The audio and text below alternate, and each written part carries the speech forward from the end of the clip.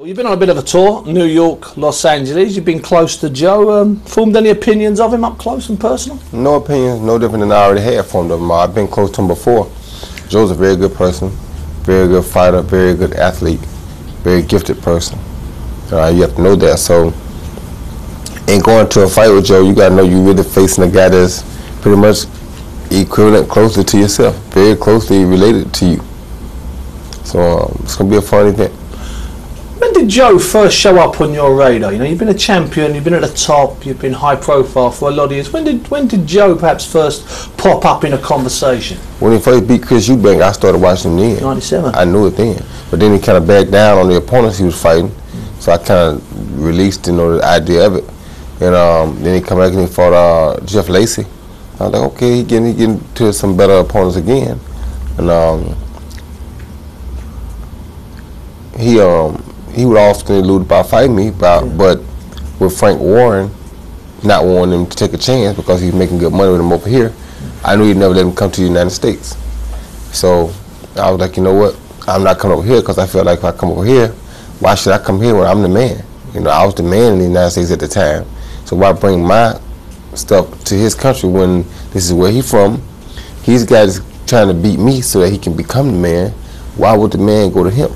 That makes a lot of sense. Now, as you say, you were the man, and you did something a few years ago. You went up to heavyweight. You won that title against John Ruiz, a guy that's been at the top. In fact, he just fought for the world heavyweight title a couple of weeks ago. Looking back on that, would you ever regret going up to heavyweight? No, I don't regret it. Let me tell you why I don't regret it. God is so good that I knew going into the situation that I was going to have to give up something. I was going to do some sacrificing. I didn't know where, when, or how, but it had been 106 years since it had been done. I had to do it. I knew that was just my divine destination that he had for me.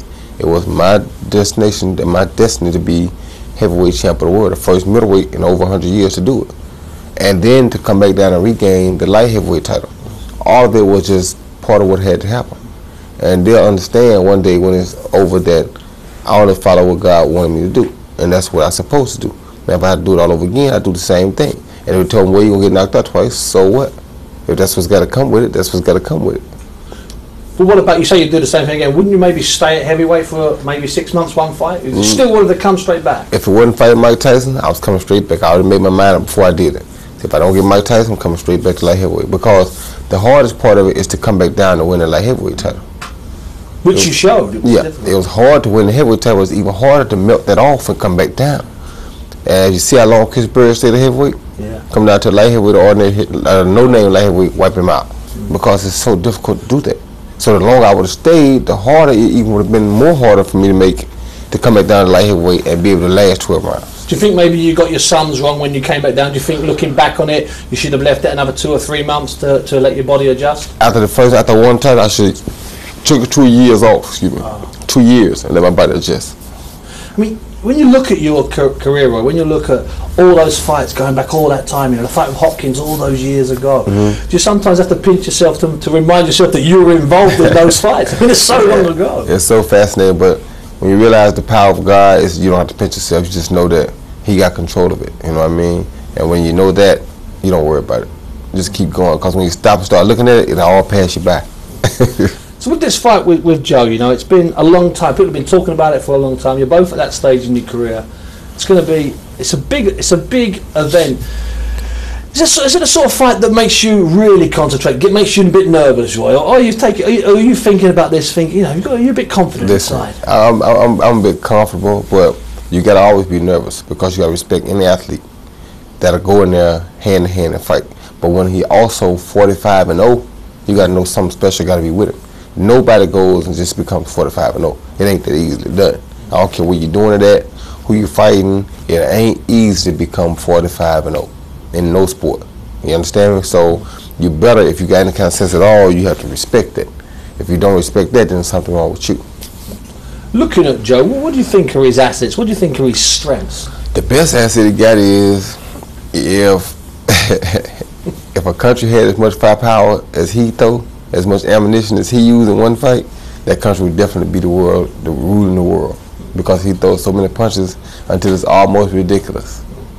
Would he be one of the busiest fighters you've fought then? Not one of, he would be the busiest fighter I've fought.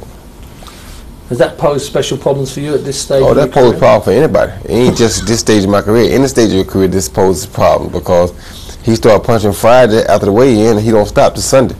So it's like, what you gonna do Saturday?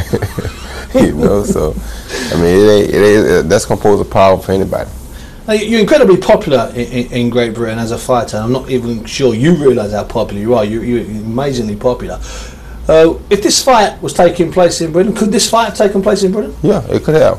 It's like, this is what I tried to get Joe to do. And he might get mad for me telling you, but this is what I tried to get him to do. I said, Joe, let's just do it like this. Let's just go ahead and sign for 2 fights. Let's fight one in my country and one in your country. And let's just call it a day. That way we can't go wrong. That's right, we can't go wrong, right? We're going to fight a hard fight in my country. We come back, we fight a rematch in your country, and everybody got what they wanted. And it's a wrap. But both you and Joe, you've got that thing inside, and you're going to smile. You've got that thing inside. You're going to find it hard to walk away because no matter how much money you've got, how much respect you've got, how many belts you won, you just want to fight. We still got to fight. We want to know who would have won. That's what we want to know. And now we get a chance to find out. So could there be another fight? Oh, it could be, most definitely. I'm trying to get him to go on today. Look, we may well, because this one ain't going to be easy for neither one of us. I mean, the winner of this fight going to have to work his behind off. It ain't going to be easy for nobody. So we may well go ahead and do one in your country, or plan one in your country now. So when we get through with it, okay, I mean, let's go heal up and go do it again in your country. I mean, your people want to see it just like my people want to see it. And then would that be it for you? 2 fights or one more, Joe in 1 fight and then you'd go, or would you carry on? I don't know. It all depends on how good we do over in this country. If it's well in this country, I mean, if it's a 1-1 tie, we might do a 3rd one. But your ambitions are strictly Joe Calzaghe, either 1 fight, 2 fights. So what are you thinking about other grand things? Right now it's just Joe because it's a big fight. People been wanting to see it. And not only do the people in my country want to see it, the people in this country want to see it. Not only do the people in my country want to see it live, the people in this country want to see it live. So let's just satisfy everybody. You free from Frank, I'm free. We can do what we want to do. Let's do it. Listen, Rick, I know it was a secret meeting, but we're only having a chat. Tell us about that meeting you had in May when you and Joe, you sit down, you thrash it out. There's no big promoters there. It's just you, just 2 men talking. Just the 2 of us, like that song said. Just the 2 of us. And with that being, I'm like, I talked to him when he fought Bernard Hopkins. Sure. And I said, if you want to fight, just text me. We exchange numbers. So show you his personality and integrity in him. I just text him an email. I say, hey, just tell me this. Do we have a fight? Because if we got a fight, if you tell me we got a fight, I'm going home. And you can send me a contract Tuesday since Monday's a holiday. This was Sunday. He said, you know what, Roy? We have a fight. I will get you the contract Tuesday. So with that said, I'm out of here.